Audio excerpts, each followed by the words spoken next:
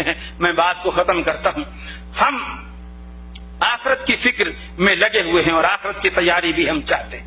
ہر بندہ جس بھی مکتبہ فکر کا ہے, چاہے وہ یہاں ہاتھ باندھتا ہے, یہاں باندھتا ہے, چھوڑتا ہے, اس کا مقصد یہی ہے کہ میری آخرت سنور جائے. اگرچہ اس نے آخرت سنوارنے کے طریقے اپنے اپنے اختیار کیے ہوئے ہیں اور مختلف اختیار کیے ہوئے ہیں, لیکن اس کا مقصد تو یہی ہے نا.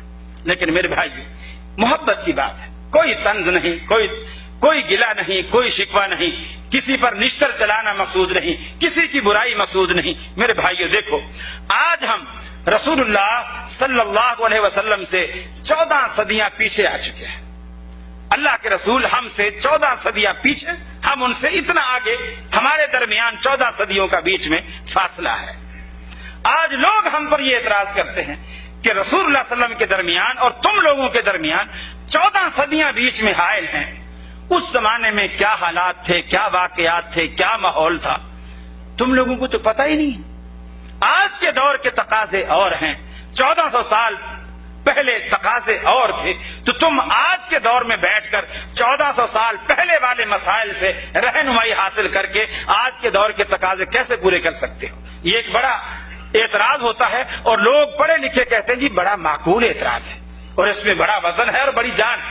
میرے بھائی تھوڑا سا آپ یوں سوچئے, رسول اللہ صلی اللہ علیہ وسلم سے تو ہم 1400 سال بعد آ گئے, بڑا گیپ آ گیا, لیکن امام ابو حنیفہ رحمۃ اللہ علیہ ہمارے دور کے ہیں. میں آپ سے پوچھتا ہوں, امام ابو حنیفہ رحمۃ اللہ علیہ, امام مالک رحمۃ اللہ علیہ, امام شافعی رحمۃ اللہ علیہ, امام احمد بن حنبل رحمۃ اللہ علیہ, امام جعفر صادق رحمۃ اللہ علیہ, وہ ہمارے دور کے ہیں. کیا خیال ہے؟ وہ بھی تو پیچھے کے دور کے ہیں نا. اس دور کے بھی تو تقاضے اور تھے اور آج کے دور کے تقاضے اور ہیں. ہاں, یہ فرق آپ یوں کر لیجئے کہ رسول اللہ صلی اللہ علیہ وسلم ہم سے 1400 سال پیچھے ہیں اور امام ابو حنیفہ رحمۃ اللہ علیہ ہم سے 1300 سال پیچھے ہیں. چلو 1 صدی کا آپ فاصلہ کم کر لیں. وہ 1 صدی کا فاصلہ جب آپ کم کرتے ہیں تو میرے بھائیو, ہم ابو حنیفہ رحمۃ اللہ علیہ سے مسئلہ لینے کے لیے 13 صدیوں کا سفر کرتے ہیں. 13 صدیوں کا, 13 صدیاں ہم پیچھے جاتے ہیں.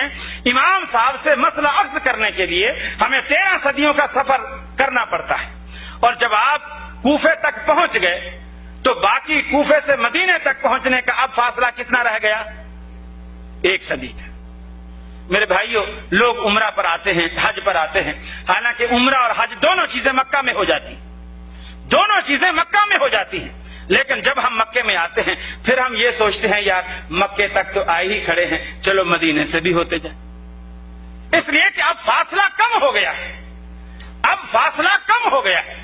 جب ہم کوفے تک گئے کھڑے ہیں تو اب باقی 1 صدی رہ گئی ہے رسول اللہ صلی اللہ علیہ وسلم تک پہنچنے کے لیے.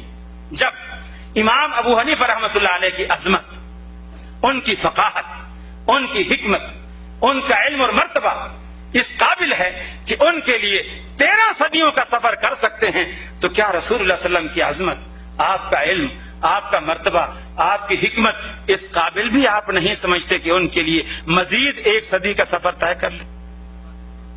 ارے کوفے کے امام کے لیے 13 صدیوں کا سفر گوارا ہے اور کائنات کے امام کے لیے 1 صدی کا سفر بھی گوارا نہیں. کیا یہ ہمارا ایمان ہے؟ قول امام و شیخ مقدم سمجھ لیا, بھاتی نہیں حدیث رسول خدا تجھے. السلام علیکم ورحمۃ اللہ.